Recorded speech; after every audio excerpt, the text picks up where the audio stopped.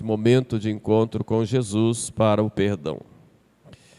Hoje no Evangelho nós vemos Jesus expulsar o demônio de um homem. O demônio que fazia com que aquele homem fosse mudo, e assim que foi expulso o demônio, o mudo falou.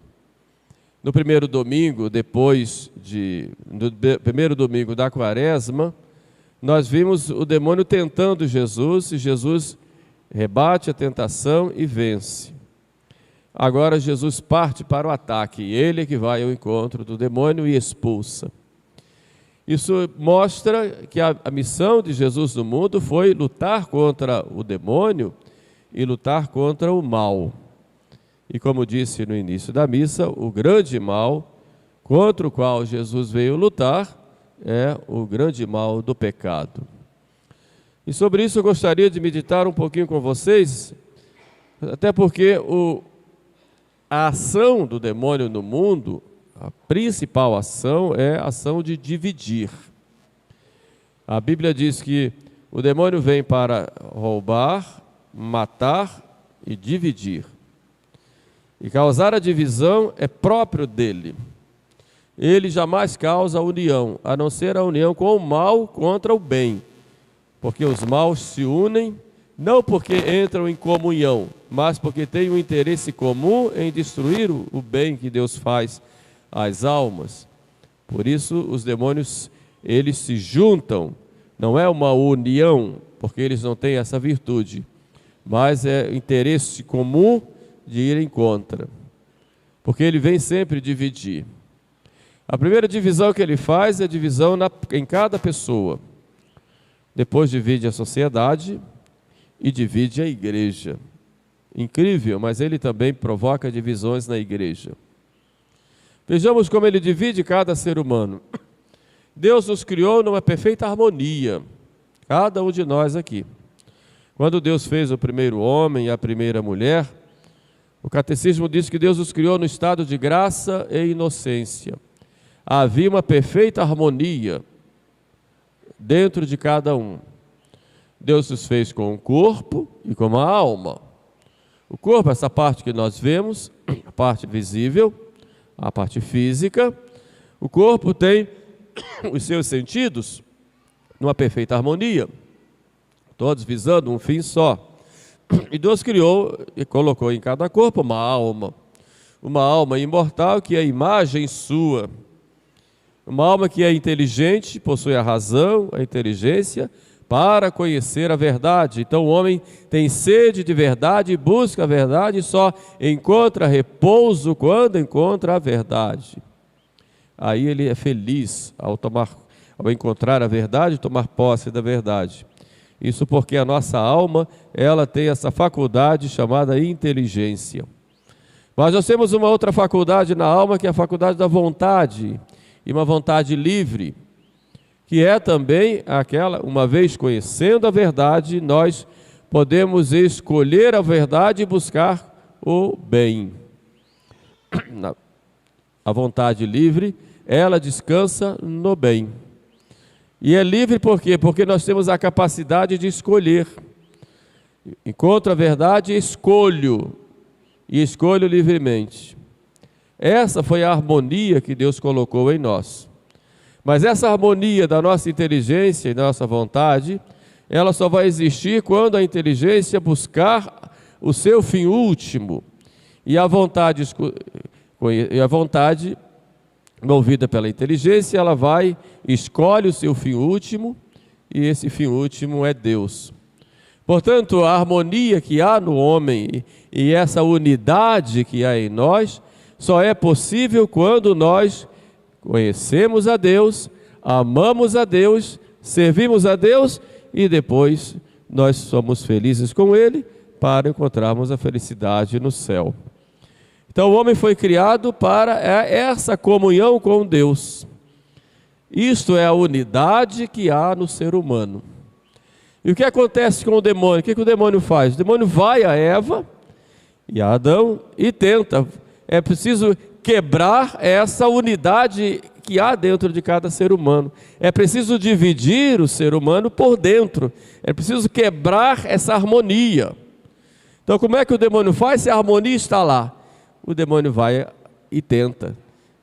Se comerdes o fruto, e Deus tinha proibido, sereis deuses. Então aquela comunhão com Deus é questionada. Existe coisa melhor e que vai me fazer poderoso, que vai me fazer para eu construir a minha própria felicidade por mim mesmo. Essa foi a grande tentação que o demônio fez. Então Adão vai com Eva e comem o fruto, não porque eles sabiam que aquele fruto era um fruto mágico, sabiam que digeria aquele fruto, mas buscavam, enganados pelo demônio, até no sentido mágico talvez, de que aquele fruto iria trazer para eles um poder do próprio Deus. Então eles deixam de se submeter a Deus e por isso eles quebram aquela harmonia que eles têm dentro deles. Isso é que faz o pecado. Então toda essa dinâmica que eu acabei de explicar para vocês acontece com cada um de nós quando nas suas más escolhas escolhem fazer a ofensa a Deus. Então o ser humano ele fica dividido ao meio. Aquela felicidade, aquela harmonia que ele tem, ele quebra com o pecado. Então o ser humano no pecado ele é dividido. Ele não tem unidade. É esta quebra de unidade interior, essa divisão interior, fruto do pecado, que leva o homem ao desespero, leva à tristeza, leva à angústia, muitas vezes a fugir de si mesmo, e a pessoa fica inquieta, não encontra alegria, a verdadeira alegria, então começa a buscar cada vez mais alegrias em outras coisas que o próprio mundo oferece, seja o prazer, seja o dinheiro, seja o poder, não importa, tudo isso o homem busca assim de modo contínuo e desmedido, exatamente porque quer, de alguma forma, restabelecer aquela unidade que ele tinha dentro de si, que não tem, então busca algum subterfúgio para, de alguma forma, diminuir aquela tensão interior que ele tem por causa dessa quebra que ocorreu dentro de si por causa do pecado. É uma coisa terrível quando se cai no pecado. E o que é que Jesus vem restabelecer? A grande vitória que ele tem sobre o demônio é trazer ao homem, pela graça e pelos seus merecimentos na cruz, trazer ao homem a verdadeira restauração. E a restauração do ser humano está quando o ser humano se submete a Deus, reconhece suas faltas, pede perdão a Deus, Deus dá a graça do perdão e restaura a pessoa à dignidade primitiva. Portanto, aquele que sai de um confessionário, por exemplo, sai restaurado, sai com harmonia interior, sai feliz, sai uma outra pessoa no sentido de que ele estava lá aos pedaços, aos cacos, e lá Deus, pela graça e pela absolvição sacramental, Deus como que solda aquela pessoa que está completamente dividida e diz: vai agora, você está curado. Aquele demônio que dividia a sua vida foi expulso. Aquela corrente que estava te acorrentando, te prendendo ao mal, foi quebrada. O inferno foi fechado para ti. E o céu se abriu a partir de agora, porque tu tens uma nova vida. Tu tens a verdadeira harmonia. Tu estás em comunhão com Deus. E essa comunhão com Deus faz com que corpo e alma e Deus estejam numa união plena, tanto quanto é possível aqui na terra, mas já em vistas do céu. Então vejam o grande milagre que ocorre quando um pecador, ao quebrado, dividido pelo demônio, também pelos seus falsos interesses, cheio de individualismo, de tristeza, de angústia, quando ele atinge, chega ao perdão de Deus. É uma grande graça. Nós vivemos hoje numa sociedade em que, quando se fala em pecado, as pessoas até se assustam, né? Perguntam: existe isso? Existe isso? Pecado é o pecado social. Pecado é as pessoas não terem o que comer. Pecado é as pessoas não terem emprego. Pecado é as pessoas ficarem, a sociedade deixar as pessoas na rua. Claro, tudo isso faz parte e é fruto da grande maldade social, fruto do abandono de Deus. Mas também tem um pecado aí, isso é fruto do pecado humano, mas existe o pecado individual que cada um de nós comete e que nos quebra. Então nós vivemos hoje numa estrutura de pecado tão grande que as leis muitas vezes levam ao pecado, os costumes nos quais nós estamos inseridos, o estilo de vida que nós temos. Quer dizer, toda a sociedade hoje coloca o homem como se não houvesse mais o sentido do pecado, porque perdeu-se o verdadeiro sentido de Deus. Então, é comum. Vivemos um ambiente em que a estrutura do modo de viver, de agir, de sentir, de se divertir, de se relacionar, não se tem mais essa noção do que é certo, do que é errado, porque tudo passa a ser de acordo com o que você pensa. E se a sociedade é assim, e se a sociedade te condiciona de tal forma, tudo está certo. Você que está vendo coisas ao falar que existem coisas erradas, vivemos essa estrutura, esta máquina que relativiza tudo, tudo fica relativo. Então, a igreja ela tem essa missão na grande obra de evangelização. É preciso que o mundo seja reevangelizado, inclusive dentro da igreja. É preciso que haja um verdadeiro trabalho de conversão interior. A primeira coisa é fazer com que o ser humano tenha o verdadeiro sentido de Deus. Quem é Deus? Qual é a relação de Deus com o ser humano, com cada um de nós? Deus é meu Criador. E como que Ele me criou, Ele me diz, me dá leis. E me dando leis, Ele diz como é que eu devo proceder. A lei de Deus não existe para nos oprimir.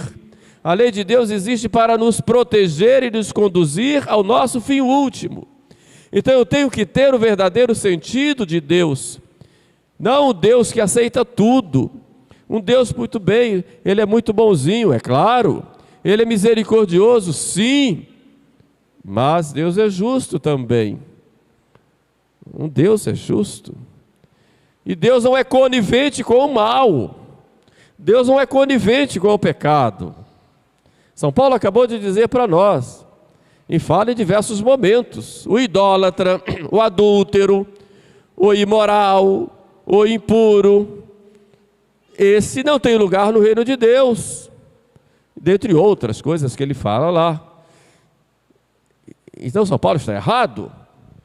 Então não podemos mais ler as cartas de São Paulo do século 21, porque isso é coisa do passado. A palavra de Deus mudou, ou o homem que mudou? Ou os costumes dos homens é que mudaram e agora pegamos a palavra de Deus e damos uma interpretação à luz da história e pronto, isso valeu para outras épocas, mas para hoje é tudo mais livre, como se Deus fosse outro. Percebem? Então nós temos que voltar ao verdadeiro sentido de Deus, e voltando ao verdadeiro sentido de Deus, nós termos o verdadeiro sentido da liberdade que Deus nos deu. E Deus nos deu liberdade para escolher livremente, o nome já diz isso, já diz. E essa liberdade não pode ser tolhida pelos condicionamentos da sociedade. Eu não posso me deixar levar pela cabeça dos outros, porque todo mundo faz assim, porque todo mundo pensa assim, porque todo mundo vive de tal forma, porque todo mundo se veste de tal forma, se diverte de tal forma, porque namora de tal forma, porque tem o relacionamento familiar de tal forma. Então hoje a sociedade virou uma massa, onde não tem mais personalidades, onde todos viraram robôs de um sistema, e ninguém mais pensa, e ninguém mais tem liberdade de escolher o que quer. O cristão não. O cristão é um homem livre. Essa liberdade Cristo nos conquistou com seu sangue derramado na cruz. Por isso nós somos responsáveis pelos nossos atos. Nós somos responsáveis. Nós somos responsáveis pelas nossas escolhas. E temos que ter bem claro isso. Chega de fazer as coisas e culpar os outros. É muito fácil você se vitimizar e diz a sociedade me faz assim. Ou eu sou assim porque eu sofri e passei tal coisa. Para com isso. Deixa de ser criança. E cresce, amadurece, seja adulto. E aceite, reconheça o que você fez, reconheça as responsabilidades que você tem e pare de culpar os outros pelas suas mazelas. Escolha e siga em frente, porque você vai ser responsável por tudo que você escolher e fizer. Por isso procure conhecer a Deus, procure amar a Deus, procure viver unido a Deus, procure ter vida de oração que faz esse contato com Deus, procure receber os sacramentos, sobretudo a Eucaristia, em que você vai ter essa união com Deus. Procure viver a sua vida livremente, nessa liberdade de fazer o bem, não liberdade para fazer coisas erradas, mas essa verdadeira liberdade está unida a Jesus Cristo. Procure ser responsável diante de Deus. Encare as coisas de Deus com seriedade. Religião não é brincadeira. Eu não vou à igreja porque hoje me deu vontade, eu não tenho o que fazer, eu vou. Eu vou à igreja porque eu quero estar em contato com meu Deus em família. E Ele me chama para o culto por excelência, que é a Santa Missa, que é o sacramento, que é sacrifício do Calvário, tornado presente no altar. Então essa responsabilidade eu tenho que ter. E a partir daí eu me reconstruo interiormente. Deus vai me dando essa alegria que ninguém pode tirar de mim. Só Deus pode fazer isso. O mundo pode desabar em torno de nós, pode cair na nossa cabeça, mas se nós estamos unidos a Deus, se temos essa harmonia interior, essa unidade interior, nada nos abala, nada nos abala. Agora, se nós estamos sem Deus, ou estamos quebrados por dentro, por causa dos nossos pecados, tudo nos incomoda. Vem a tristeza, vem o medo, vem as perseguições, vem a preocupação exagerada com o que os outros fazem ou pensam, porque não temos essa harmonia. Então, nessa quaresma, a igreja nos chama a nos deixarmos restaurar por Deus. Cristo quer nos restaurar, quer nos tornar de novo seus irmãos e filhos do Pai, quer nos enxertar a Ele, para sermos ramos do tronco que é Ele. E temos que nos deixar conduzir pela graça, e assim Ele vai agindo em nós. No final da leitura de hoje, uma mulher louva a mãe de Jesus, bem-aventurado o ventre que te trouxe e os seios que te amamentaram, e Jesus fala, antes bem-aventurados os que ouvem a palavra de Deus e a põem em prática. E Maria tem esse grande privilégio e também esse grande mérito. Privilégio por ser escolhida para ser a mãe de Salvador. E esse grande mérito porque ela é a primeira discípula que se abre para ouvir a palavra de Deus e colocar em prática. Eis a grande lição que nós temos nessa quaresma com Maria Santíssima, de pedirmos a sua inspiração, que ela nos inspire, traga para nós o Espírito Santo, que ela que é a esposa dele, e conduzidos pelo Espírito Santo, guiados por Maria, possamos viver na graça e nos restaurarmos. E agora dizemos, eu sou restaurado, o Senhor me resgatou, o Senhor me curou, me restaurou. Tenho uma nova vida. Então que Maria Santíssima interceda por nós nesse sentido. Louvado seja nosso Senhor Jesus Cristo.